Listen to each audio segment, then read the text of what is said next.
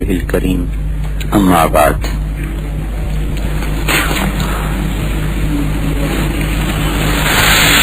میرے بھائی اور دوستو، دنیا کے انسانوں پر جو سب سے بڑا حادثہ اور سب سے بڑی مصیبت آنے والی ہے وہ موت ہے۔ اکبر فضاعت، حدیث میں آتا ہے کہ ابن آدم پر سب سے بڑی آفت جو آنے والی ہے وہ موت ہے۔ اور انسانی فطرت یہ ہے کہ یہ چھوٹی چھوٹی آفتوں کے بارے میں بھی سوچتا ہے، منصوبے بناتا ہے، پروگرام بناتا ہے، کل کی سوچ رکھتا ہے۔ جتنی بھی اللہ نے مخلوق پیدا کی ہے، اس میں کوئی مخلوق ایسی نہیں جو کل کے بارے میں سوچتی ہو۔ چونٹی غلے اکٹھے کرتی ہے، شہد کی مکھی شہد بناتی ہے، کل کی سوچ سے نہیں، اپنی فطرت سے مجبور ہو کر۔ اس کو یہ نہیں پتا کہ یہ میرے کل کام آئے گا، اس کے اللہ نے جبلت ایسی بنائی ہے کہ وہ جمع کرتی رہتی ہے۔ انسان سوچے سمجھے منصوبے کے مطابق کل کے لیے سوچتا ہے۔ اللہ تعالیٰ بھی ہمیں کل کے لیے پریشان کر رہا ہے، فکر مند کر رہا ہے۔ اتقوا اللہ، ڈرو، وَلْتَنْظُرْ نَفْسٌ مَا قَدَّمَتْ لِغَدٍ، دیکھو کل آگے کیا بھیج رہے ہو۔ اور اللہ کا نبی بھی کہہ رہا ہے کہ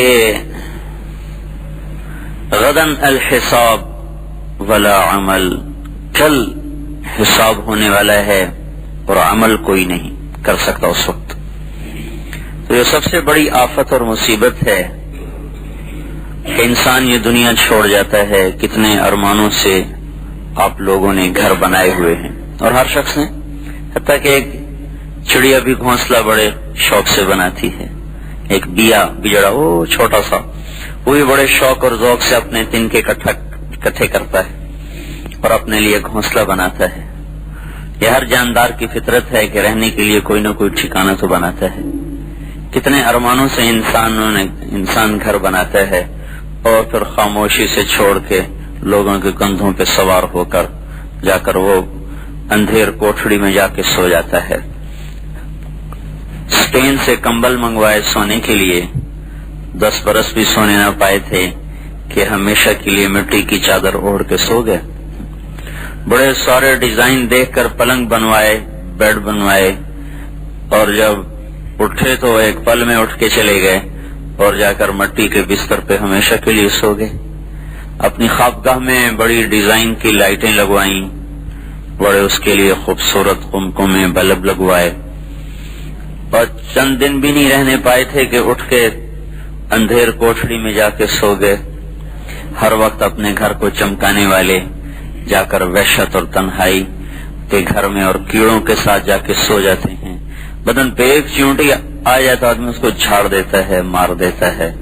آج اس کے بدن پر کروڑوں کیڑے پھر رہے ہیں۔ جس چہرے کو گرمی سے بچاتا ہے، سردی سے بچاتا ہے، بھوک سے بچاتا ہے، تھکن سے بچاتا ہے، اسی چہرے پر آج کیڑوں کا حملہ ہے۔ کوئی اس کے آنکھیں کھا رہا ہے، کوئی اس کے گال کھا رہا ہے، کوئی اس کی زبان نوچ رہا ہے، کوئی اس کے ٹانگوں کو لگا ہوا ہے، اور وہ پیٹ جس کو بھرنے کے لیے ساری زندگی تھکے کھاتا رہا، وہی پیٹ قبر میں سب سے پہلے پھوٹ جاتا ہے۔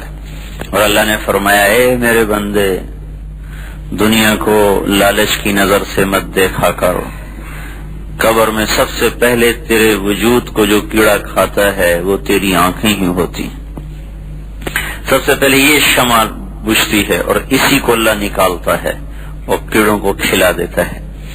تو جس انسان کا یہ حسرتناک انجام ہو کہ موت اس کی شکاری ہو، آفات کے پھندے چاروں طرف اس کے گرد قائم کیے جا چکے ہوں، مصیبتوں کی کھائیاں قدم قدم پہ اس کے لیے کھود دی گئی ہوں، غموں کے بادل کبھی اس کے افق سے ہٹتے ہی نہ ہوں، خوشیوں کی کرن بجلی کی چمک کی طرح آ کے گزر جاتی ہو، پریشانیوں اور تفکرات کے سمندروں میں ڈوبا ہوا ہو، اور بیماریاں اس کے ساتھ اپنا کردار ادا کر رہی ہوں، دوستوں کی بے وفائیاں، اولاد کی نافرمانیاں اس کے دل پہ نشتر چلا رہی ہوں، قبر روزانہ اسے پکار رہی ہو، انا بیت الوحشہ، انا بیت الدود، انا بیت الظلمہ، میں تنہائی کا گھر، میں اندھیروں کا گھر، میں کیڑے مکوڑوں کا گھر۔ میرے پاس آنا ہے تو کچھ زاد راہ لے کے آنا۔ آپ اس زندگی کی گہرائی میں ذرا دیکھیں، گہرائی میں تو یہ کتنی ناپائیدار، بے ثبات، بے وفا، بے قرار زندگی ہے کہ جہاں کہیں پل انسان کو قرار نہیں، کہیں پل انسان کو ٹھہراؤ نہیں۔ تھوڑی سی خوشیاں دیکھتا ہے اور پھر چاروں طرف غموں کے بادل۔ ایک خوشی کو لینے کے لیے لاکھوں اس کو پاپڑ بیلنے پڑتے ہیں، اور وہ خوشی آتی ہے اور چلی جاتی ہے اور پتہ بھی نہیں چلتا۔ پھر وہی تنہائیاں، وہی غم، وہی پریشانیاں اس کا مقدر بن جاتی ہیں۔ پھر ایک دن یہ زندگی کا تار بھی توڑ دیا جاتا ہے اور اٹھا کے جا کے قبر میں ڈال کے آ جاتے ہیں، اور پھر اس طرح یہ ہو جاتا ہے کنا کندمان جدیمۃ حقبۃ من الدہر حتی قیل لن یتصدعا فلما تفرقنا کأنی ومالکا لطول اجتماعنا لم نبت لیلتا معا۔ میں اور جزیمہ، یہ شعر پڑھا تھا حضرت عائشہ رضی اللہ عنہا نے اپنے بھائی عبد الرحمن رضی اللہ عنہ کی وفات پر، کہ میں اور عبد الرحمن ایسے رہے کہ لوگ کہنے لگے کبھی جدائی نہیں ہوں گے، اور جب جدائی پڑی تو یوں لگتا ہے جیسے کبھی مل بیٹھے ہی نہیں تھے، ایک پل کو بھی نہ بیٹھے تھے۔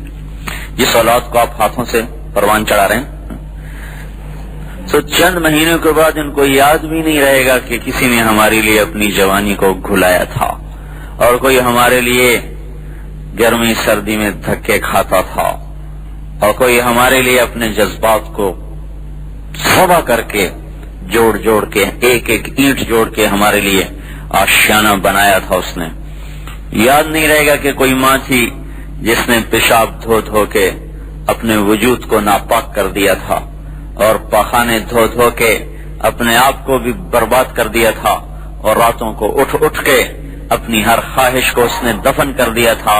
جب وہ ماں مرے گی، اب تو زندگی میں ہی آنکھیں پھر جاتی ہیں، لیکن جب وہ مریں گے تو یوں لگے گا جیسے کوئی ماں باپ کے بغیر ہی ہم ہیں، کوئی ہمارا ہے ہی نہیں، بھول جاتے ہیں سب۔ یہ بے ثبات جہان ہے، کوئی اس میں وفا نہیں، مہر نہیں، قرار نہیں، ثبات نہیں۔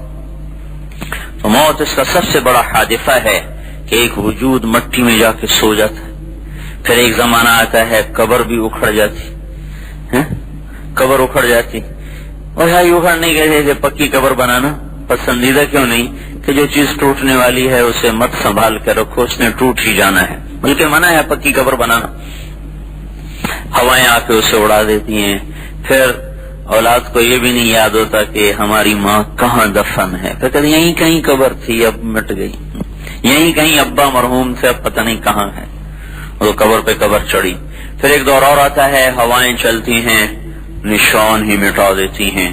پھر ایک اور دور آتا ہے، زمین اوپر سے نیچے چلی جاتی، نیچے سے اوپر آتی ہے، اور وہ جو کسی قبر کی گوشے میں اس کی ہڈیوں کا ایک برادہ پڑا ہوا تھا، برادہ اس کو ہوا اڑا کے اس طرح کائنات میں بکھیر دیتی ہے جیسے یہ کبھی اس کائنات میں بکھرا ہوا تھا۔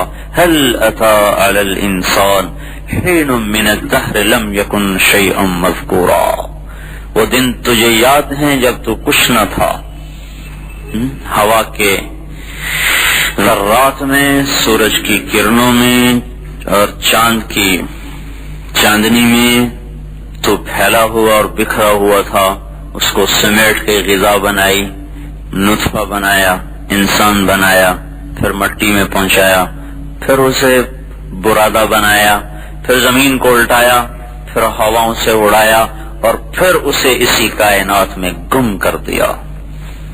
کیا اس زندگی کے لیے ہم اللہ کو ناراض کریں؟ یہ جوانی کتنے سال گزرے گی، کتنے سال یہ گانے سنیں گے، کتنے سال یہ اللہ کی نافرمانی کریں گے، وقت کتنا ہے؟ ادھر آئے اور اٹھ کے چلے گئے، آج بارات جا رہی ہے اور کل اسی کا جنازہ جا رہا ہے، آج ایک لڑکی ڈولی میں بیٹھ کے گھر میں اتر رہی اور کل اسی گھر سے وہ چارپائی پہ اٹھ کے میت بن کے قبرستان کو جا رہی، آج اس کے سر پہ صحرا سجا ہوا ہے کہ دولہا جا رہے ہیں، کل اسی کے سر پہ کافور لگایا گیا ہے کہ میت جا رہی ہے۔ اس ناپائیدار دنیا کے لیے ہم اللہ کو ناراض کر رہے ہیں۔ کہ کوئی پتہ نہیں کہاں موت کی کھائی چھپی پڑی اور اس میں گیا اور بس لوٹ کے کبھی نہ آیا. اس ناپائیدار زندگی کے لیے اپنے آپ کو بیچ دینا بہت بڑی ہلاکت. مر گیا اور پھر ایک دن ساری کائنات کی موت آ جائے گی. سبھی موت کا شکنجہ جبرائیل کو بھی پکڑے گا, میکائیل کو بھی پکڑے گا, اور تو اور آج اسرائیل بھی شکنجے میں آ جائے گا. یہ دیکھو پڑا ہوا ہے. اور پھر ان کو بھی اللہ ہوا میں اڑا کر اکیلا اپنی ذات کے ساتھ قائم, حی قیوم لم یزل لا یزال, ہمیشہ ابدی سرمدی دائمی ازلی اپنی ذات کے ساتھ ساری کائنات کو مار مور کے کہے گا این الملوک, آؤ بھائی کہاں ہے بادشاہ. من کان لی شریکا فلیات, کوئی شریک ہے تو آ جائے. تو یہ اس دنیا کی حقیقت ہے. تو کیا یہ کہانی یہاں ختم ہو جاتی ہے کہ آئے اور مر گئے اور چلے گئے؟ تو عقل تو کہتی ہے کہ یہی ختم ہو جاتی ہے. اذا كنا عظاما نخرة, جب ہم بوسیدہ ہو گئے تو انا لمردودون فی الحافرة, کیا اب ہم قبر سے واپس لوٹائے جائیں گے, آ جائیں گے؟ یہ عقل یہی سوچتی ہے, یہی کہتی. اور وہی آسمان کی خبر کیا ہے؟ فإنما هي زجرة واحدة فإذا هم بالساحرة ونفخ في الصور نفخة واحدة. تجھے گا ما ينظرون إلا صيحة واحدة إن كانت إلا صيحة واحدة وحملت الأرض والجبال فدكتا دكة واحدة واحدة واحدة واحدة. اللہ نے ہتھوڑا مارا ہے. واحدہ دکتم واحدہ صیحۃ واحدہ زجرۃ واحدہ. ایک پکار, ایک چیخ, ایک آواز, ایک ہتھوڑا پڑا تم سب پرزے ہو گئے. ایک آواز پڑی تم سب مر گئے. تو اب کیا ہوگا کہ پھر ایک آواز اور پڑے گی, فإذا هم بالساہرة, اور تم سب ایک میدان میں کھڑے ہوئے ہو. فلا انساب بینہم, او چلے گئے رشتے, ابا تایا چاچا چاچی بیگم میاں سب رشتے ٹوٹ گئے. فلا انساب بینہم, اب کوئی رشتہ ناتا نہیں. یومئذ ولا یتساءلون, تو ایک زندگی اور شروع ہوگی جس کو انبیاء نے بتایا. یہ عقل سے تو سمجھ میں آنے والی نہیں تھی, تو اللہ نے بتایا کہ ہے, وہ زندگی ہے. منہا نخرجکم تارۃ اخری, اور وہ آ رہی ہے کہ یوم یأتی, وہ آ رہا ہے, اور جب وہ آئے گا لا تکلم نفس الا باذنہ, کوئی بول نہیں سکے گا. فمنہم شقی وسعید, کچھ دوزخ میں کچھ جنت میں. اما الذین شقوا ففی النار, جو دوزخ میں چلے گئے آگ کا شکار ہو گئے. لہم فیہا زفیر وشہیق, ان کی چیخیں ہوں گی, چنگھاڑنا ہوگا جو کبھی بھی بند نہیں ہوگی, چیختے ہی رہیں گے. اما الذین سعدوا ففی الجنہ, جو کامیاب ہو گئے وہ جنت میں چلے گئے. ایک نظام اللہ تعالیٰ نے بتایا ہے کہ موت کے بعد ایک زندگی ہے, اور وہ جنت اور جہنم کا جو فیصلہ ہے وہ کس بنیاد پر ہوگا؟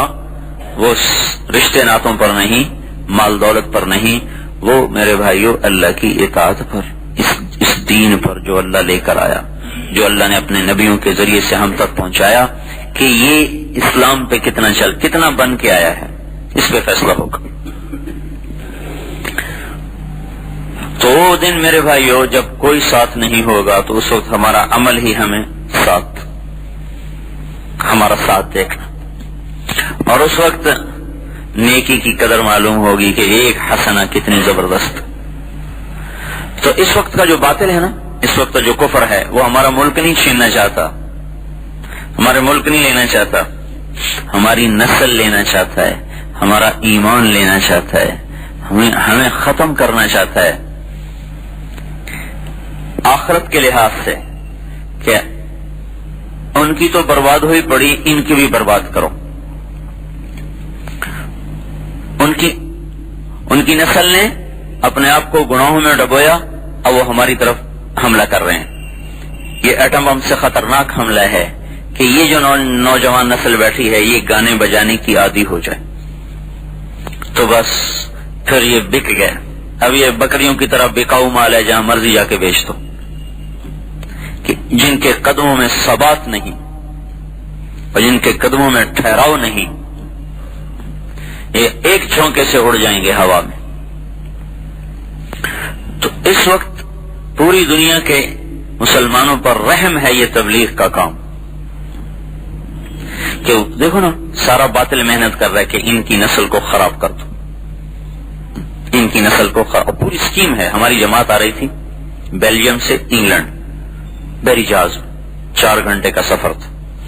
تو ہم کو 50 کے قریب ہم آدمی تھے. ہماری جماعت تو صرف 4 کی تھی، لیکن ہمارے ساتھ مل گئے بیلجیم سے، انگلینڈ سے، فرانس سے، تو ہم کوئی 50 آدمی تھے. تو ہم نے وہاں اذان دی، مغرب کی نماز پڑھی، پھر اذان دی، عشاء کی نماز پڑھی. تو اس پورے جہاز میں ایک فضا قائم ہو گئی، ایک وقار بن گیا. نماز اتنا طاقتور عمل ہے. 1978 میں ایک آیا تھا پادری عبد المجید اس کا نام تھا، فرانس میں رہتا تھا. وہ مسلمان ہوا تیونس کی ایک جماعت کو دیکھ کر. اس جماعت کے امیر کا نام تھا عبد المجید، تو اس نے اپنا نام بھی عبد المجید رکھا. جب وہ ریمنڈ میں آیا تھا تو وہ کم از کم 75 برس سے اوپر تھا، 75-80 کے درمیان تھا، لمبا. تو اس نے بتایا کہ میں 30 برس سے قرآن پڑھتا تھا، لیکن قرآن کے مطابق کسی کو دیکھتا نہیں تھا. یقین تھا قرآن حق ہے، لیکن کوئی نظر نہیں آتا تھا. تو ایک یہ جماعت مل گئی، ان کو دیکھ کے کچھ مجھے خوشبو آئی، ان کو اپنی گرجے میں ٹھہرایا، خود بھی مسلمان ہوں. پھر وہ کہنے لگا کہ میں آپ کو 2 باتوں کی وصیت کرتا ہوں. ایک تو یہ کہ آپ کا یہ جو لباس ہے، پگڑی ہے، داڑھی ہے، کرتا ہے، شلوار ہے، اس کو نہ چھوڑیں چاہے آپ جہاں ہوں. اس میں جو طاقت ہے وہ کسی چیز میں طاقت نہیں ہے، جو آپ کا ظاہری حلیہ ہے. دوسری چیز کیا ہے کہ جب آپ یورپ میں پھریں تو اذان دے کے باجماعت نماز پڑھیں. یہ 2 باتیں خنجر کی طرح سینے میں لگتی ہیں. 75 برس جو پادری رہا ہو یہ اس کا نچوڑ بتا. پھر دعا کرتا تھا یا اللہ میری فرانس میں موت نہ آئے، کسی مسلمان ملک میں موت ہے. تو چلے کے لیے گیا ہوا تھا تیونس، وہیں انتقال ہوا، وہیں دفن. تو ایک فضا بنی تو انہوں نے فوراً ٹی وی کھول دیے اور اسلام کی جو تضحیق شروع ہوئی لندن، اس کے وہ جو ڈوور تھی بندرگاہ، وہاں پہنچنے تک مسلسل وہ انہوں نے پروگرام چلایا، صرف اسلام کی تضحیق اور مذاق. تو وہ تو بیدار ہیں، وہ تو سوئے نہیں. انہیں ہمارے گھروں میں ہماری نسل کو اپنا بنا لیا. ہمارے گھروں میں احسان عظیم اور مسلمانوں پر کہ پھر ان کو مسجد والا بناتے. جب تک ایک طبقہ یہ ذمہ داری نہیں محسوس کرے گا، مطلب آپ لوگ نمازی ہیں نا مسجد میں، کہ اس کریں کہ ہماری نسل طرف جا رہی ہے اور ان کو اللہ کے عذاب سے بچانے کے لیے ہم کوشش کریں. یہ عمل اللہ کے غیبی نظام کو ساتھ کر دیتا ہے. تو انہم یکیدون کیدا فاکید کیدا فمہل الکافرین امہلہم رویدا. یہ آیت اس وقت زندہ نہیں ہے، یعنی موجود، عمل میں نہیں. کیا کہہ رہے ہیں اللہ تعالیٰ؟ یہ بھی تدبیر کریں اور میں بھی کر رہا ہوں. جب اللہ تدبیر کرے گا کافروں کے خلاف، پھر کون اللہ سے آگے بڑھ سکتا ہے؟ قد مکروا مکرهم وعند اللہ مکرهم وان کان مکرهم لتزول منه الجبال. ان کا بھی مکر ایسا ہے کہ پہاڑ ٹوٹ جائیں، پر ہمارے بھی تو ہاتھ میں زمین آسمان ہے، ہم ان کے مکر کو چلنے نہیں دیں گے. تو میرے بھائیو، یہ تبلیغ کا کام آپ کا اپنے اوپر بھی احسان ہے. ساری فضاؤں میں دیکھو، سالوں جو مسجد سے متعلق نہیں، ان کو آخرت کی بات سننے کو نہیں ملتی. انہیں پتہ ہی نہیں کہ موت کی بھی کوئی تیاری کسی چیز کا نام، اور آخرت کی تیاری بھی کسی چیز کا نام. تو ہم خود یہ ذمہ داری محسوس کریں کہ اپنے دین کو بھی بچانا ہے، اپنے ایمان کو بھی بچانا ہے، اور اس پوری حضور صلی اللہ علیہ وسلم کی امت کے ایمان کو بچانا ہے. جس رخ پر یہ چل رہے ہیں ان کو ہلاکت کی طرف لے جائے، اور اس ہلاکت سے بچانے کے لیے راستہ کوئی نہیں سوائے اس کے کہ یہ لوگ توبہ کریں. اگر یہ توبہ نہیں کرتے تو اللہ تعالیٰ کا غیبی نظام ہمارے خلاف چلتا رہے گا. چنگیز خان کے قاصد پر ظلم کیا. علاء الدین خارزم کے گورنر، اس کا نام تھا انیل جق، اس نے ان کو لوٹ لیا، مال بھی لوٹ لیا، بندے بھی قیدی کر لی. جو چنگیز خان نے علاء الدین کے پاس وفد بھیجا کہ یہ تیرے گورنر نے ظلم کیا ہے، یہ ہمیں اس کا تلافی کرو. تو اس بے وقوف نے ایک قدم اور آگے بڑھایا، اس نے پورے وفد کو ہی قتل کروا دیا. ایک آدمی کو چھوڑا، اس کی آدھی داڑھی کاٹ دی، آدھی مونچھیں کاٹ دی، آدھی بھویں کاٹ دی، کہا جاؤ چنگیز کو میرا یہ جواب دے دو. تو وہ بیکال جھیل ہے روس میں، وہاں شکار کھیل رہا تھا. جب یہ آدمی پہنچا تو اس نے کہا کہ یہ میرے ساتھ ہوا ہے. تو ایک ٹیلے پر چڑھ گیا اور کہنے لگا کہ اے مسلمانوں کے خدا، مجھ پہ ظلم ہوا ہے تو میری مدد کر ان ظالموں کے خلاف. ایران میں جب وہ داخل ہوا ہے اور مسلمانوں کا لشکر آمنے سامنے ہوا ہے تو ایک اہل اللہ میں سے نکلے جہاد کے لیے تاتاریوں کے خلاف. تو دیکھا فرشتے چنگیز کے لشکر کے پیچھے کھڑے ہوئے اور کہہ رہے ہیں ایھا الکفر اقتلوا الفجر، اے کافروں کی جماعت، ان ظالموں کی جماعت کو قتل کرو. تو چنگیز وہ عذاب بن کے اترا مسلمانوں پر کہ 44 بڑے بڑے شہر جن کی آبادی 20 لاکھ سے متجاوز تھی اس نے ایسے برابر کر دی، آگ لگا دی. بامیان ہے نا افغانستان میں، بامیان، یہاں اس کا پوتا قتل ہو گیا لڑائی میں. چغتائی جو تیسرے نمبر کا بیٹا تھا اس کا، چغتائی، اس کا بیٹا لڑائی میں قتل ہوا. تو جب وہ شہر فتح ہوا تو اس نے کہا اس شہر کے کتے اور بلے بھی ذبح کر دیے جائیں، کوئی زندہ نہ چھوڑے. معصوم بچے بھی ذبح ہو گئے اور مرد عورت بوڑھے سب. اور پہلے ان کا طریقہ یہ تھا جب شہر فتح تھا تو نوجوان لڑکیوں کو اور نوجوان لڑکوں کو الگ کر کے غلام بناتے تھے، بوڑھوں کو قتل کر دیتے تھے، مال لوٹ لیتے تھے. اس شہر میں یہ کیا کہ سب پہ تلوار چلا دی، کتے اور بلے بھی ذبح کر دی. تو وہ قہر اللہ کی طرف سے نازل تھا، حکومتیں ٹوٹ گئیں، بنو عباس کی اینٹ سے اینٹ بج گئی، ایران کی اینٹ سے اینٹ بج گئی، ترکستان کی اینٹ سے اینٹ بج گئی، افغانستان کی اینٹ سے اینٹ بج گئی. یہ دریائے سندھ تک آیا ہے چنگیز خان. دریائے سندھ کے کنارے پر آخری لڑائی ہوئی ہے جلال الدین کی اور چنگیز خان کی. تو جس میں وہی جو مسلمانوں کو شکست ہوئی. تو ایک مشہور ہو گیا کہ اگر تاتاریوں کے بارے میں کوئی کہے کہ ان کو شکست ہو گئی تو کبھی نہ ماننا، انہیں شکست ہو ہی نہیں سکتی. تو اتنی بڑی طاقت بن گئے تھے کہ ان کو سیاسی طور پہ یا مادی طور پہ توڑنا ناممکن ہو گیا تھا. تو اللہ نے پھر تبلیغ کی طاقت کو ظاہر فرمایا اور اس دعوت کی طاقت کو اللہ تعالیٰ نے ظاہر فرمایا. چنگیز خان مر گیا، اس کا بیٹا تھا جوجی، اس کو اس نے روس کی سلطنت دی. دوسرا بیٹا تھا اغدائی، اس کو اپنا کیپٹل دیا قراقرم، گوبی، صحرائے گوبی میں. اور تیسرا لڑکا تھا اس کا چوتھائی، جس کو اس نے ترکستان کی سلطنت دی. اور چوتھا لڑکا تھا تولوئی، جس کو اس نے ایران سے لے کر یہ عراق تک کا سارا علاقہ دیا، اور افغانستان، ایران، یہ سارا. تو ہلاکو خان کا زمانہ تھا. ہلاکو یہ اس کا پوتا ہے چنگیز خان کا، جس نے بغداد کو تباہ کیا اور مصر پر حملہ کرنے جا رہا تھا. اور مصر آخری ملک رہ گیا تھا مسلمانوں کے پاس، باقی سب ہاتھ سے نکل چکا تھا. اور نے کہا بس اب ہم ختم، لڑنے کی طاقت ہی نہیں تھی. تو اللہ تعالیٰ کا ایک نظام چلا. کچھ لوگوں نے اور ایک اس میں کتاب میں یہ بھی تھا کہ رکن الدین بیبرس جو مصر کا بادشاہ تھا، اس نے کچھ علماء کو تاجروں کے بھیس میں بھیج دیا تاتاریوں میں کہ جاؤ ان کو دعوت دو، تبلیغ کرو، کوئی مسلمان ان میں ہو جائے اور ہمیں کوئی طاقت نہیں ان سے ٹکر لینے کی.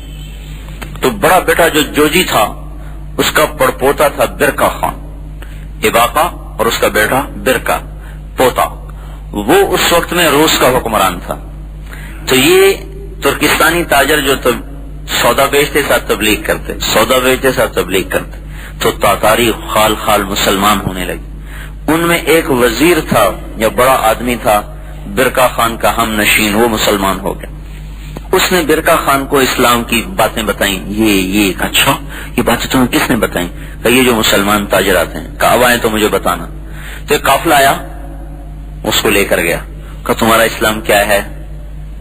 قرآن سنایا تو مسلمان ہو گیا۔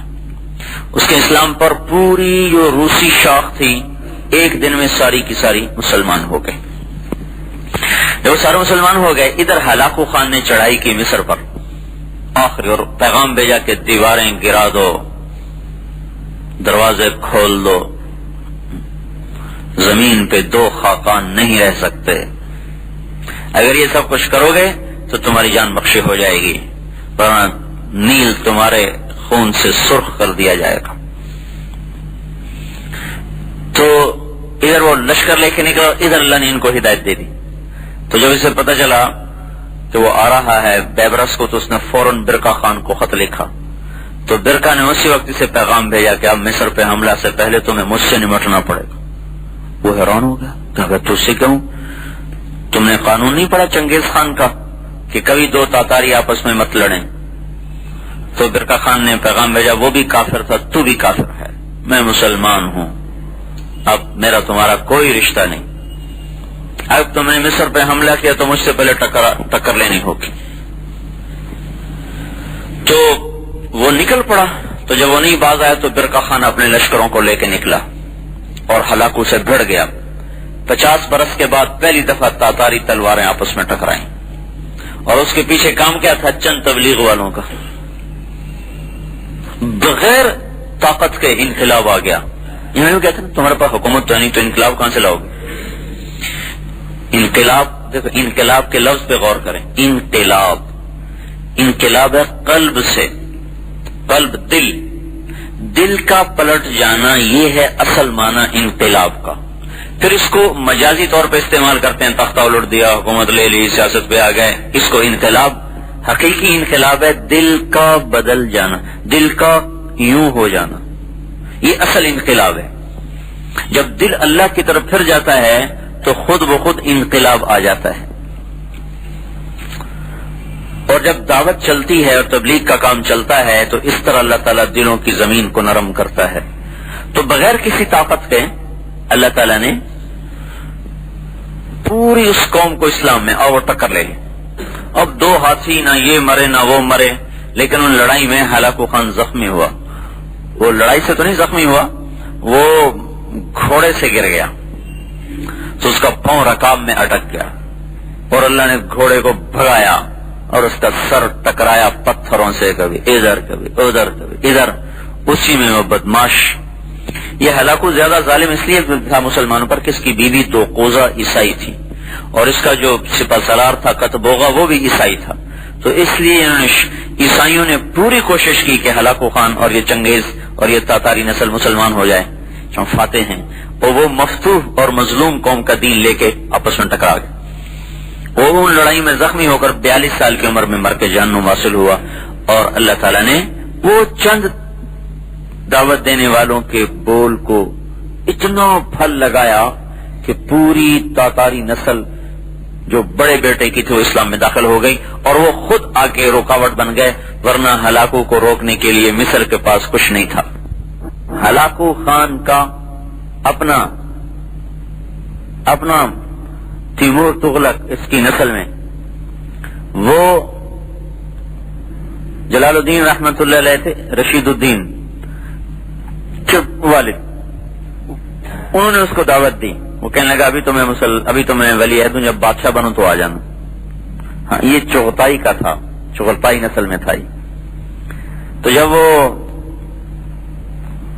مرنے لگے تو ابھی وہ بادشاہ نہیں بنا تھا، تو انہوں نے کہا بیٹا میں تو دنیا سے جا رہا ہوں، تو میرا جب تیمور تغلق بنے نا بادشاہ تو اس کو میرا پیغام پہنچانا۔ تو یہ جب تیمور تغلق بادشاہ بنا تو یہ وہاں سے چلے. اس کا کیپٹل تھا یہ منگولیا کے قریب کہیں یہاں. وہاں اس نے پہنچنے کی کوشش کی, کوئی راستہ نہیں ملا, تو ایک رات اس نے اس کے محل کے قریب فجر سے پہلے اذان دی, زور سے اذان جو دی تو وہ بادشاہ کی آنکھ کھلی. انہوں نے کہا یہ کیا نغمہ ہے, کون اتنے زور زور سے شور مچا رہا ہے, پکڑ کے لاؤ. پکڑ کے لائے تو وہ درویش, کون ہو؟ کہا جی میں رشید الدین جلال الدین کا بیٹا. کیسے آئے ہو؟ کہا آپ کے ابا نے, آپ نے کہا تھا میرے باپ سے جب میں ولی عہد ہو جاؤں تو مجھ سے آ کے مل لینا. ہاں ہاں ہاں بتاؤ اسلام کیا ہے؟ دعوت دی, مسلمان ہو گیا.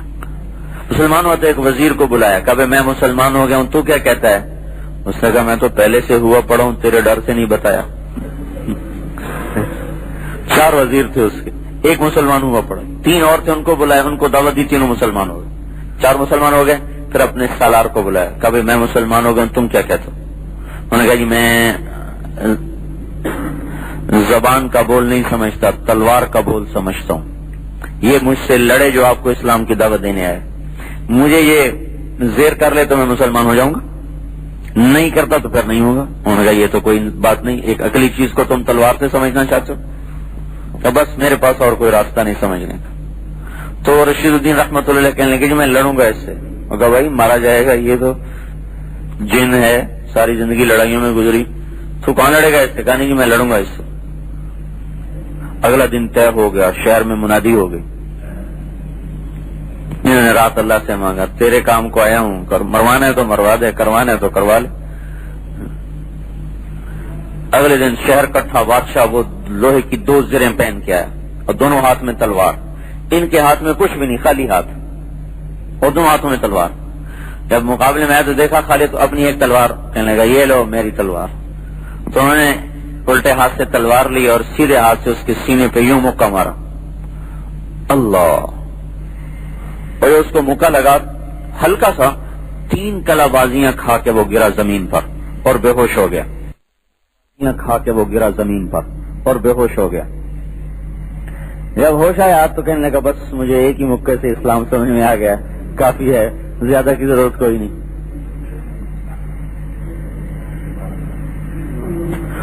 تو اس بادشاہ کے ہاتھ پر 10 لاکھ تاتاری مسلمان ہوئے. منگولیا میں اس کی قبر اب بھی موجود ہے, اس کی قبر کے اوپر اب بھی یہ سارا لکھا ہوا ہے کہ بادشاہ شاہ تاتار جس کے ہاتھ پر 10 لاکھ تاتاری مسلمان ہوئے. تو وہ چند لوگ کتنا بڑا احسان کر گئے مسلمان امت پر جو تبلیغ کرتے تھے. اگر وہ تاتاری مسلمان نہ ہوتے تو دنیا کی کوئی طاقت ان کو زیر نہیں کر سکتی تھی. جو 3 دن بغیر کھائے پیے گھوڑے کی پشت پہ دوڑتے چلے جائیں, زیادہ پیاس لگتی تھی تو ایسے گھوڑے کی پشت میں خنجر مارتے تھے, اس میں سے خون نکلا وہ پی لیا, یہ ان کا پانی تھا. ایسی قوم سے کون ٹکر لے سکتا تھا؟ اللہ نے انہی کو مسلمان کر دیا. اور اب تاتارستان میں ایک بھی کافر نہیں, سارے تاتاری آج بھی مسلمان ہیں. روس میں جو رہتا تھا تاتارستان. تو وہ ہم تہرائی کو سمجھیں, اب کو بڑا عظیم و شان کام دیا ہے. آپ اپنے گزار کے تو ہر کوئی چلا ہی جائے گا, کیوں نہ اس طرح گزرے کہ بعد میں آنے والی نسلوں کے لیے پر بھی ہم احسان کر کے جائیں اور ہمارے لیے نامہ اعمال کھلا رہے, مرنے کے بعد بھی ہمارے لیے ثواب کے سلسلے چلتے رہیں. اس میں اپنے ایمان کی بھی حفاظت ہے, باہر کی فضا تو دیکھیں. تو اس لیے بھائی گزارش یہ ہے کہ آپ خود اپنی طور پر مسجد میں نماز پڑھنے, یہ بھی ٹھیک ہے, لیکن ختم نبوت سے مناسبت ہے تو یہ سوچیں کہ اور کتنے ہیں جن کو مسجد میں لانا ہے. اپنی گلی میں سوچیں کتنے لوگ ہیں جو مسجد میں آتے ہیں, کتنے نہیں آتے. جو نہیں آتے ان کو سلام کرنا. اپنی گلی میں آپ دیکھیں, اپنے گھر میں دیکھیں, میرے گھر میں کتنے نماز پڑھتے ہیں, کتنے نہیں پڑھتے, میں ان کو کیسے نماز پلاؤں. میری گلی میں کتنے ہیں جو نماز نہیں پڑھتے. یہ پہلے اور بعد نہیں کہ پہلے گھر والے پھر بعد میں, سب ایک ہی وقت میں. اپنے گھر والوں پر بھی ہو, ساتھ والوں پر بھی ہو, برابر والوں پر بھی ہو, یہی سنت ہے. جیسے ہمارا ہے نا ایک غلط بات کہ پہلے اپنے گھر والوں کو سمجھاؤ پھر اوروں کو سمجھاؤ. گھر والوں کو بھی سمجھاؤ, پہلے نہیں, گھر والوں کو بھی اوروں کو بھی. جیسے کہ اگر یہ بات ہوتی تو پھر جب تک بنو ہاشم مسلمان نہ ہوتے تو آپ کسی کو تبلیغ نہ کرتے. اور بنو ہاشم میں صرف 2 آدمی مسلمان ہوئے مکی زندگی میں، ایک حضرت علی، ایک حضرت عباس اور ایک حضرت عقیل یا حضرت جعفر رضی اللہ، 4 جو معروف آدمی. بنو ہاشم آپ کا خاندان، قبیلہ نہیں خاندان، آپ کے خاندان کے مسلمان چچا میں حمزہ اور عباس 2 آدمی، 2 چچا، باقی کوئی مسلمان نہیں ہوا. اور آگے ان کی اولادوں میں علی، عقیل اور جعفر رضی اللہ تعالیٰ عنہ، باقی کوئی مسلمان نہیں ہوا. تو اگر یہ ہوتا نا پہلے گھر والوں کو تبلیغ کرو، پھر پڑوسیوں کو کرو، پھر محلے کو کرو، پھر شہر کو کرو، پھر ملک کو کرو، پھر جہان کو کرو، تو پھر آپ ساری زندگی مکے میں ہی رہتے، مدینے نہ جاتے. مدینے میں کل 250 آدمی مکے میں مسلمان ہوئے اور اب مکہ چھوڑ کے مدینے چلے گئے. پھر دوسری بات کیا تھی؟ پھر خاندان ہے، پھر قبیلہ، تو پھر آپ قریش کو محنت پر دعوت دیتے. جب تک قریشی مسلمان نہ ہوتے آپ کسی اور کو دعوت نہ دیتے. یہ بات بھی نہیں ہے، کیونکہ ہدایت اللہ کے ہاتھ میں ہے. کیا پتا کس کو اللہ دے دے، لہذا سب پہ محنت کرو. خدا نہ خاص تو اولاد کے مقدر میں نہیں، پڑوسی کی اولاد کے مقدر میں ہے. اس کو نہ ملے تو اس کو تو مل جائے. پھر تو نوح علیہ السلام تبلیغ کر ہی نہیں سکتے تھے، ان کے بیٹے تو آخر تک مسلمان نہیں ہوا. تو کہتا میں کیسے اوروں کو بات کروں، میرا تو بیٹا ہی مسلمان نہیں. اپنی بیوی مسلمان نہیں ہوئی تو وہ کیا کہتے میری بیوی مسلمان نہیں، پہلے اسے مسلمان کروں پھر اوروں کو کروں. کیونکہ کسی کو ٹھیک کرنا ہمارے ذمے نہیں، ہاں ٹھیک کرنے کی محنت کرنا ہمارے ذمے. جیسے ڈاکٹر کسی کو ٹھیک نہیں کر سکتا، ٹھیک کرنے کی محنت اس کے ذمے ہے. شفا نہیں دے سکتا، شفا تک پہنچانے کی محنت اس کے ذمہ ہے. دوائی دے، نسخہ دے، پھر بدلے، پرہیز بتائے، علاج بتائے، آپریشن کرے، لیکن شفا وہ اوپر سے آئے گی. تو ہمارے ذمہ ہے کہ ہم اپنے محلے پر، گھر پر، اولاد پر، پڑوسیوں پر محنت کریں. پتہ نہیں کس کو اللہ پہلے ہدایت دے دے. وہ بلال کی سنو، حضرت بلال کا کرتے تھے یا اللہ تیرا شکر ہے تو نے ہدایت اپنے ہاتھ میں رکھی. اگر ہوتی تیرے نبی کے ہاتھ میں پہلے بنو ہاشم کو دیتا پھر قریش کو دیتا، پتہ نہیں بلال کا نمبر آتا کہ نہ آتا. پہلے بنو ہاشم لیتے، پھر قریش لیتے، پھر مکے والے لیتے، پھر عرب لیتے، پھر پتہ نہیں بلال کا نمبر آتا کہ نہ آتا. میرے مولا تیرا کرم ہے، تو نے اپنے ہی ہاتھ میں رکھی، جسے چاہ دے دیا. وحشی کیا اپنے قتل کا حکم دیا، جہاں ملے قتل کر دو. ہو کلمہ پڑھ کے مسجد میں آ گیا. اور عبداللہ بن ابی سرحہ، انہوں نے یہ پہلے اسلام لائے پھر مرتد ہو گئے، پہلے اسلام لائے پھر مرتد ہو گئے اور آپ کی شان میں بڑی گستاخی کی. تو آپ نے اعلان کیا مکے میں جہاں ملے قتل کر دیا جائے. یہ تھے حضرت عثمان کے خالہ زاد بھائی، ان کے پاس آئے، خدا کے واسطے میری منت کرو، میں توبہ کرتا ہوں. اب جو آئے میں نے کہا یا رسول اللہ یہ عبداللہ آیا ہے تائب ہو کر، آپ اس کی بیعت فرما لیں. تو آپ خاموش رہے. پھر کہا تو آپ نے بیعت فرما لیا، لیکن ساتھ ہی کہا تم میں کوئی نہیں تھا جو اس کی گردن اڑا دیتا. تو انہوں نے کہا یا رسول اللہ آپ نے اشارہ ہی نہیں کیا. تو آپ نے فرمایا نبی کے لیے حلال نہیں کہ وہ اس کی آنکھ خیانت کرے، لیکن جب تم دیکھ رہے تھے کہ میں اس کی بیعت نہیں لے رہا تو تم آ جاتے، صفایا کر دیتے. لیکن وہ جو اندر سے تائب ہو گئے تھے تو اللہ نے اس پر وہ کس مقام پہ پھر پہنچے. شمالی افریقہ کے پہلے فاتح وہ ہیں عبداللہ بن ابی سرحہ. پہلا صحابی جس نے شمالی افریقہ میں قدم رکھا وہ عبداللہ ہے، اور مصر کے گورنر تھے. فجر کی نماز پڑھا رہے تھے، فجر کی نماز السلام علیکم ورحمۃ اللہ، دوسری طرف پھیرنے لگے اور ساتھ ہی مر گئے. اس طرح اللہ کی بارگاہ میں پہنچے. پتہ نہیں کس کے مقدر میں ہدایت ہے. تو اپنے گھر پر بھی محنت کرنی ہے کہ میں بھی اللہ کے حکم پہ چلوں، میرے بھائی، میری بہنیں، میری ماں، میرا باپ یا میاں کہ میری بیوی، میرے بچے، پڑوس پر بھی، محلے پر بھی، شہر پر بھی، ملک پر بیک وقت. تو روزانہ کی محنت ہے. اپنے گھر پر، گھر میں تعلیم کریں، یہ گھر کے لیے محنت. اپنے محلے کا گشت کریں، یہ محلے کی محنت ہے، پڑوس کی محنت. 3 دن کے لیے باہر جائیں، یہ اپنے اطراف پر، اپنے شہر پر محنت ہے. چلے کے لیے پھریں، یہ پورے ملک پر محنت ہے، چلے 4 مہینے کی. سال کے لیے باہر کے ملکوں میں جائیں 7 مہینے کے لیے، یہ ساری دنیا پر محنت ہے. یہ نظام محنت ہے اس ساری تبلیغ کی جتنی بھی نقل و حرکت ہے، اور یہ اس چیز کے گرد گھوم رہی ہے کہ ہر شخص کو محنت کرنے والا بنایا جائے، چونکہ کوئی انجیکشن نہیں کہ لگا دیا جائے تو وہ جنید بغدادی بن جائے، ایسا کوئی انجیکشن نہیں۔ نہ کسی ولی کی اولاد فاسق نہ ہوتی، کسی نبی کی اولاد میں کوئی کافر نہ ہوتا۔ لوط علیہ السلام جیسا اولو العظم پیغمبر بیوی کافر۔ جو نہیں لے گا اللہ نہیں دے گا، جو لے گا اللہ ضرور دے گا، اس تک ہدایت پہنچائے گا اللہ تعالیٰ، لیکن طلب ہو، اگر طلب نہیں تو کوئی نہیں دے سکتا۔ تو ہمارے یہاں جہالت ہے نا، ایک نظر پائی تے بیڑا پار کرتا ہے، ایک نظر پانے سے ڈاکٹر تو بنتا نہیں، کوئی دیکھا؟ ایک نظر ڈالی اور ڈاکٹر بنا دیا، اگر کوئی یوں کہے تو یہ بات مانی جائے گی؟ ایک نظر ڈالی اور اسے انجینئر بنا دیا، گوڈے جڑ جاتے ہیں پڑھ پڑھ کے تب بھی ڈاکٹر نہیں بنتا، تو متقی بننا کوئی اتنا آسان کام ہے کہ ایک نظر ڈالی اور متقی بن گیا؟ اللہ کا محبوب بننا یوں ہوتا ہے؟ یہ دین کی عظمت کے نہ ہونے کی وجہ سے یہ ہے۔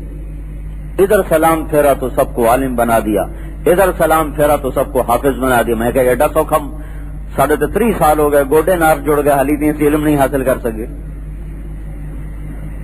یہ ایڈا ہی سوکھا بنا چھڑے، بھائی ویکھیا تو عالم بن گئے، تو ادھے ویکھیا تو حافظ بن گئے۔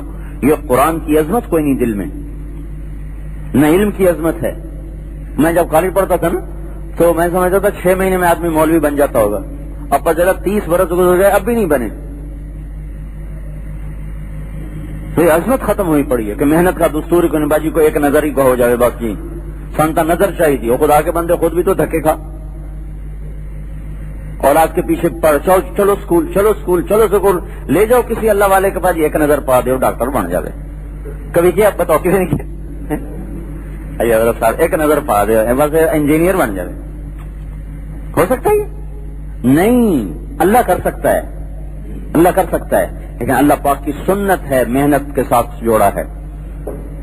اگر آپ محنت نہیں کریں گے اللہ تو اللہ دے سکتا ہے۔ اللہ نبی کو جو نبی بناتا ہے تو کوئی نبی محنت نہیں کرتا، نبی بننے کی محنت کوئی نہیں کرتا، بس اللہ چن لیتا ہے، چل تو میرا نبی ہے۔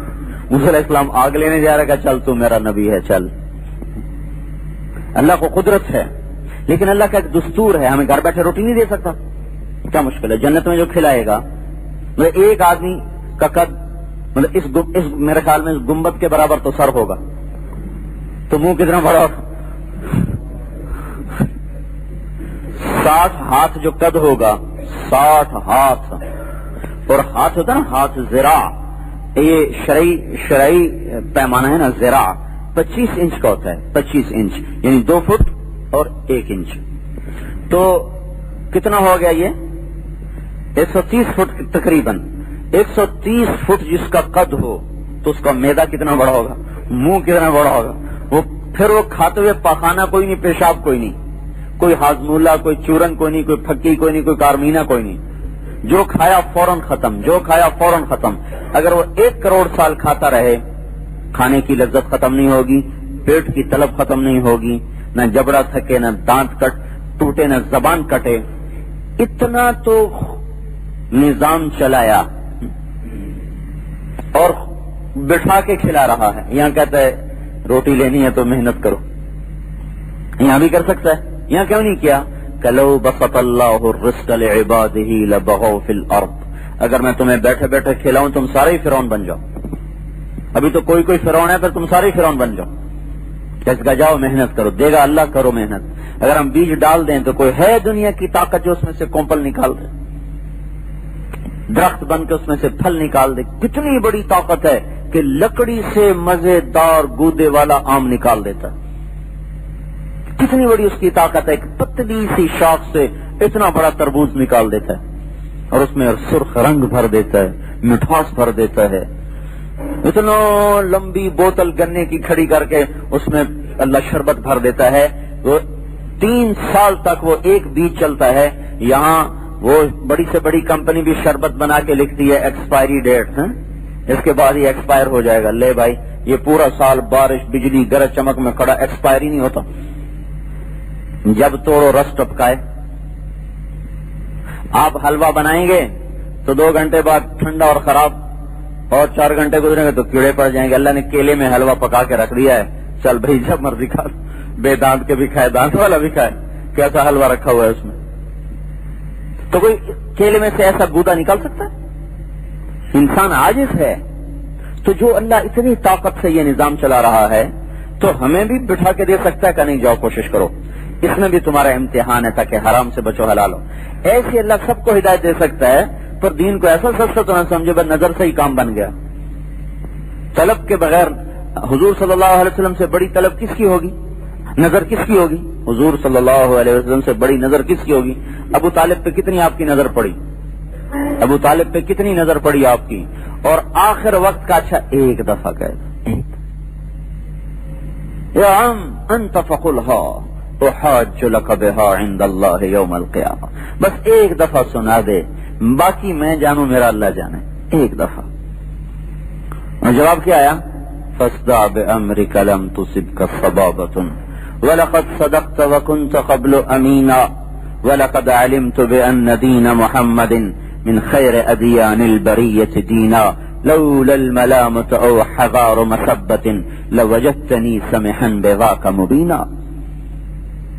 اوہو کیا کہا؟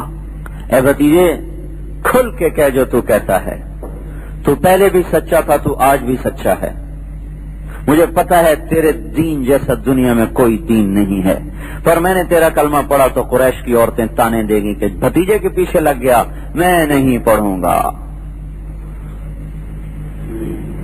طلب نہیں تھی تو رسول اللہ کی نظر نے بھی کام نہیں کیا. اس لیے بھائیو محنت کرو، محنت اللہ کے واسطے. اپنے وجود پہ محنت کریں کہ اس میں سے نافرمانی کا شوق نکل جائے، فرما برداری کا شوق پیدا ہو جائے. اپنی نمازوں پر محنت کریں کہ اللہ اکبر کے بعد اللہ کا دھیان ہو، کسی اور کا دھیان نہ ہو. جس دن یہ نماز آپ کو نصیب ہو گئی، اللہ کی قسم دنیا کی بڑی سے بڑی لذتیں آپ بھول جائیں گے. کیا لذت ہے دنیا کے نظاروں میں؟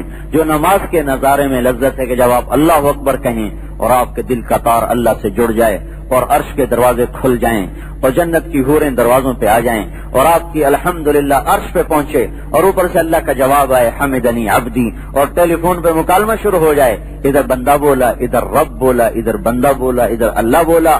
اگر یہ 1/100واں حصہ بھی ذرے کا نصیب ہو گیا تو ساری کائنات آپ کو مٹی کے کھلونے نظر آئیں گے. ہم تو لٹے ہوئے مسافر ہیں جس کو 50 سال میں ایک نماز بھی ایسی نصیب نہیں ہوئی.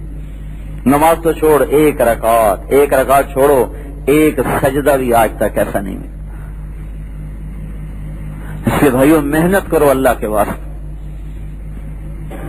اپنے ذکر پر وہ محنت کریں کہ جب آپ اللہ کہیں تو سارا منہ مٹھاس سے بھر جائے، جیسے شہد کی مٹھاس کھانے کی، اور گلاب جامن سے جیسے منہ میٹھا ہو جاتا ہے. جب آپ کہیں اللہ تو آپ کا منہ ایسے میٹھا ہو جائے، اللہ. اس میں وہ مٹھاس ہے جو کائنات کی کسی شے میں نہیں. ٹھنڈا ہو جاتا ہے دل، جیسے کسی نے تپتی سختی آگ پہ پانی ڈال دیا، بجھ گئی. ایسے گناہوں کی آگ اندر بجھ جاتی ہے اگر اللہ کے نام کو لینے کا سلیقہ آ گیا. اور بتاؤں جس کو ایسا اللہ کا ذکر کرنا آ گیا وہ قیامت کے دن عرش کے سائے کے نیچے ہوگا.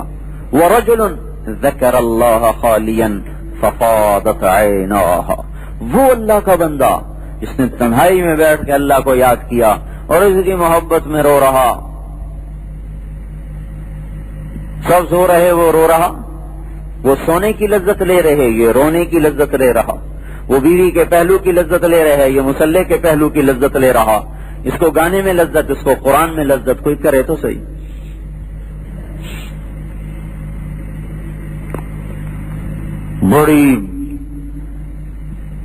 بڑی ہی لٹی ہوئی قوم ہیں ہم، سب کچھ ہی لٹا بیٹھے. تو اس لیے بھائیو یہ تبلیغ کا کام احسان ہے اپنے اوپر، اور یہ جو باہر پھر رہی ہیں ہماری نسل اس پر. تو یہ 4 مہینے یہ گھر سے مسجد سے شروع ہو رہا ہے. مسجد میں بھی کام کریں تاکہ اپنے محلے کی فضا بدلے، کتنے ہمارے نوجوان ہیں جو مسجد سے ٹوٹے پڑے ہیں، صرف جمعے کے دن یہ مسجد بھری ہوتی. میں جب بھی مجھے کبھی جمعہ پڑھانے کا موقع ملتا ہے تو میں یہ بات ضرور کرتا ہوں، وہ آپ لوگ کہاں سے آئے ہیں؟ آسمان سے گرے ہیں، زمین سے نکلے ہیں؟ کہ جمعے میں تو وہاں تک بیٹھے ہوئے ہیں اور جمعے کے علاوہ نظر ہی نہیں آتے. تو کیا ہے؟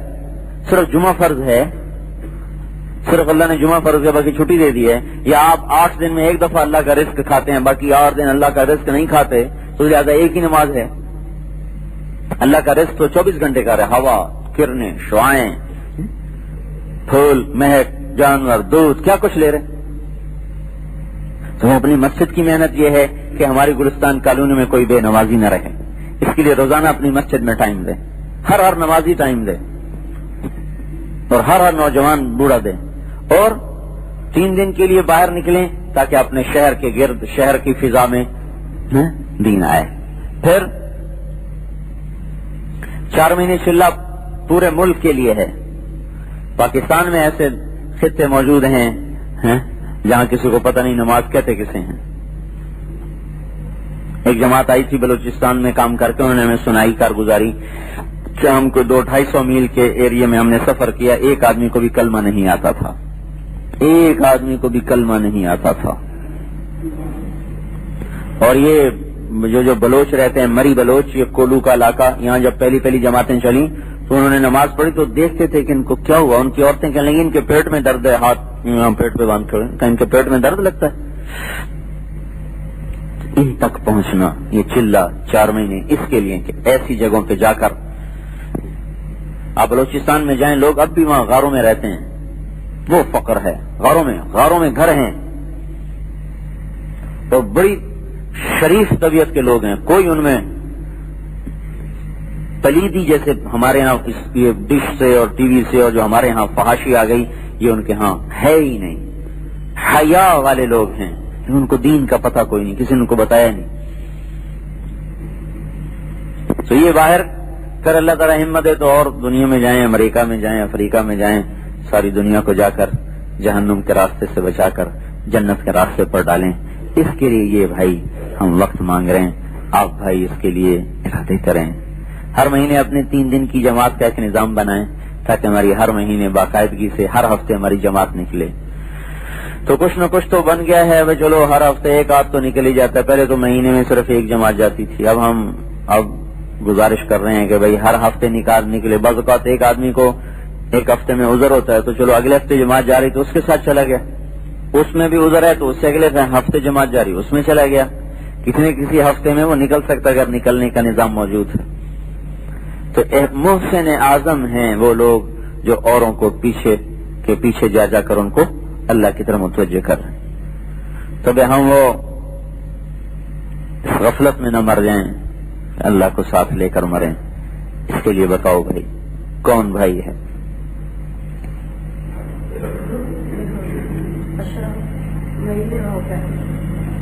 ان کے 4 مہینے چلے نہیں لگے وہ تو اس کے ارادے فرمائیں. باقی اپنے اپنے ہفتے طے کر لیں، بھائی میں پہلے ہفتے 3 دن کے لیے جاؤں گا، کچھ دوسرے کا کر لیں، کچھ تیسرے کا کر لیں، کچھ چوتھے کا کر لیں، اور پھر اس کو نبھانے کی کوشش کریں. اس نے خط لکھا رائمنڈ، اس وقت میں رائمنڈ پڑھتا تھا اور میں خطوط کے ترجمے کیا کرتا تھا، جو عربی کے خط آتے تھے اس کا ترجمہ کر کے آگے جا کے مشورے والوں کو بتانا. تو اس کا خط آیا کہ میں یہاں آ گیا ہوں سین فرانسسکو، اکیلا ہوں، کوئی مسلمان اپنے آپ کو بتاتا بھی نہیں کہ میں مسلمان، تو میں یہاں کیا کروں. اس کی عمر وہ تھی کہ وہاں اس کے ضائع ہونے اور گمراہ ہونے کے جو امکانات تھے وہ 99.99% تھے. سین فرانسسکو میں تو امریکہ کی سب سے زیادہ برائی ہوتی. 2 سال پہلے ہماری جماعت بھی وہاں گئی، 8 دن ہم نے وہاں کام کیا. تو یہاں سے اس کو جواب گیا کہ آپ جب جاتے ہیں یونیورسٹی میں تو آپ وہاں اذان دے کے با جماعت نماز کی کوشش کریں. کوئی نہ شریک ہو تو آپ اذان دیں اور نماز پڑھیں. جو آپ کے ساتھ نماز میں شریک ہوں پھر ان کو آپ تبلیغ کے کام کی دعوت دیں، اس کام کی اہمیت بتائیں. 2 نمازیں اس کی آتی تھیں، ظہر و عصر. اس نے وہاں اذان دینی شروع کر دی، اذان دے نماز پڑھے. چند دنوں کے بعد کچھ اور عربوں کو غیرت آئی، نوجوان جو وہاں پڑھ رہے تھے تو ایک دوست کے ساتھ نمازی بن گئے، نماز شروع کر دی۔ اب انہوں نے نماز کا گشت شروع کر دی۔ 3-4 مہینے کے اندر اس نے ایک جماعت تیار کر لی 3 دن کی، وہ 3 دن 2 دن جو ہفتہ اتوار چھٹی ہوتی وہ اپنا وہ کیروان وہاں ملتے ہیں، پورا گھر اس میں ہوتا ہے، جماعت ہے، وہ گاڑی کے پیچھے باندھا، چونکہ نہ کہیں مسجد اور نہ کوئی سننے والا، تو پیچھے باندھا اور جماعت کو نکالا۔ 8 برس وہ لڑکا وہاں رہا پڑھائی کے لیے، 8 برس۔